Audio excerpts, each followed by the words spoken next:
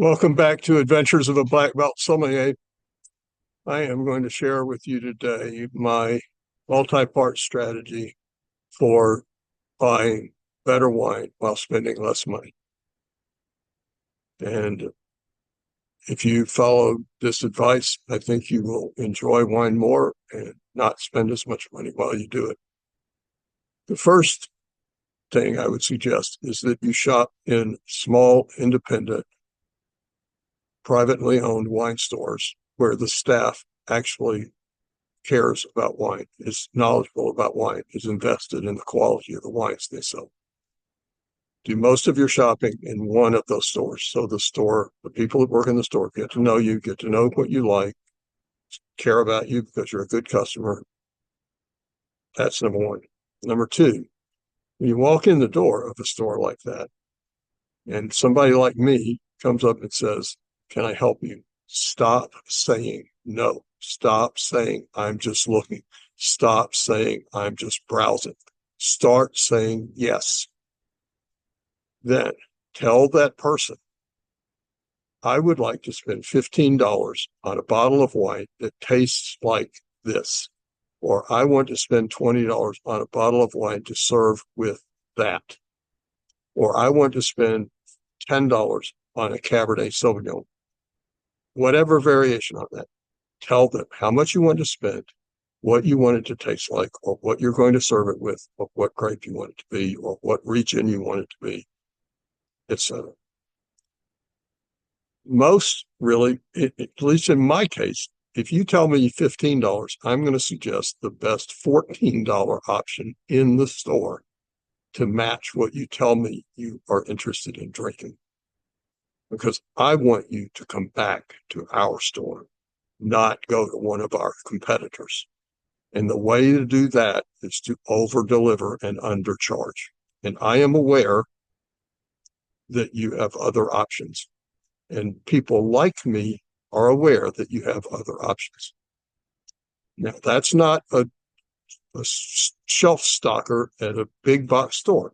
That's a person that really loves wine, that works in a wine store because they love wine and wants to share their knowledge and passion and expertise with you so that you will enjoy wine more. My next strategy is don't buy wines with cute names. Don't buy Menage a Trois. Don't buy Cupcake. Don't buy Barefoot. Don't buy Apothic. There's different ways to categorize wine, lots of different ways: white, red, bubbles, no bubbles, sweet, dry, etc.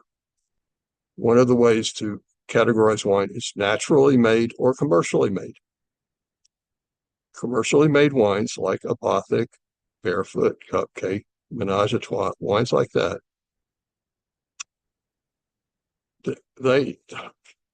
they're not the best wines. They're just not. And in many cases, they contain a lot of things that aren't good for you besides alcohol. Alcohol in restraint, in moderation, is not bad for you. Alcohol in excess is bad for you. But there are 70 chemicals that it's legal to add to wine sold in the United States. None of those are good for you. And in order to make wine, commercially made wine, like those wines I've mentioned, where every bottle for year after year after year after year tastes the same, have to be altered, adulterated, in order that the vintage variations don't affect the way the wine tastes. That's not done naturally. That's the next rule. The next rule is advice. It's not rule, it's advice. Buy wines that are named for the place the grapes are grown, not for gimmicky hype names. Côte d'Iron, Louis Saint-Georges, Chianti, Louis Martini Cabernet Sauvignon, Chehalem Pinot Noir, the name of the vineyard, the name of the region, the name of the commune. Those wines are going to be more naturally made.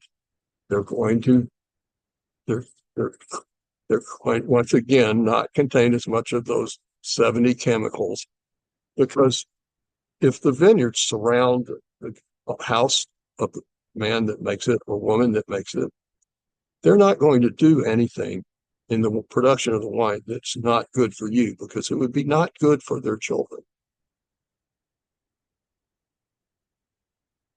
Does that make sense?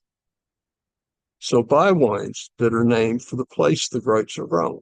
They will be higher quality, and you can get, you can get a fabulous $12 red wine from the Rhone Valley, Southern Rhone Valley. You don't have to spend more money to get good wine. But you walking in the door of the store, you can't know as much about wine as I do. So why are you going to say no when I ask you if I can help you pick something out? And then the last piece of advice is give the person that helped you in the store feedback. If you love the red Burgundy that they recommended, tell them why, and tell them what you served it with. If you kind of like the Cabernet Sauvignon that they recommended, tell them what it could have been different about it that you would have liked it more. If you hate it, tell them. In most cases, if you tell them you hate it, they're going to give you your money back in a good store, the kind of store I'm talking about, because they know they have competition and they don't want you to shop with their competition. And if the wine is corked or otherwise flawed, oxidized, light struck, whatever flaw it might have, bring the bottle back and ask the store, do you think this bottle is corked or light struck or oxidized or whatever flaw it has? Again, that gives them the opportunity to return the bottle to the distributor they bought it from to get their money back, and they will refund your money in a good store, the kind of store I'm talking about. So that's it. Shop in a small, independently owned store where the people really love wine, that want to share their expertise and knowledge and passion with. Don't buy cute names, wines with cute names. Don't shop according to fancy labels. Buy wines that are named for the place the grapes are grown. Give the store feedback. Shop in the same store most of the time. Build a relationship with somebody like me. They're not my guys like me, because I'm 72 years old and still working in a wine store. Not very many people work in a store, floor in a wine store are 72 years old. Not very many people working the floor in a wine store have 50 plus years experience in wine and hospitality industry. But they might have 20 or 30 or 10, and they may have tasted 100 of the wines they carry, so they're knowledgeable about what they taste like, so they can give you good advice. And they want to give you good advice. They are not used car salesmen. They want to develop a relationship with you, so you will mostly so that you will enjoy the wines they recommend. That's what gives me joy about what I do. Is when somebody comes back and tells me, "Gosh, I just love that bottle of wine you recommend." I don't care about selling wine. I don't think of myself as a wine salesman. I think of myself as someone who has a lot of knowledge that I enjoy sharing with people, a lot of passion, a lot of experience, and I enjoy sharing with people who are adults, and then they get to make up their own decision. And here's what it really boils down to. If you take my advice and it doesn't turn out well, it's my fault.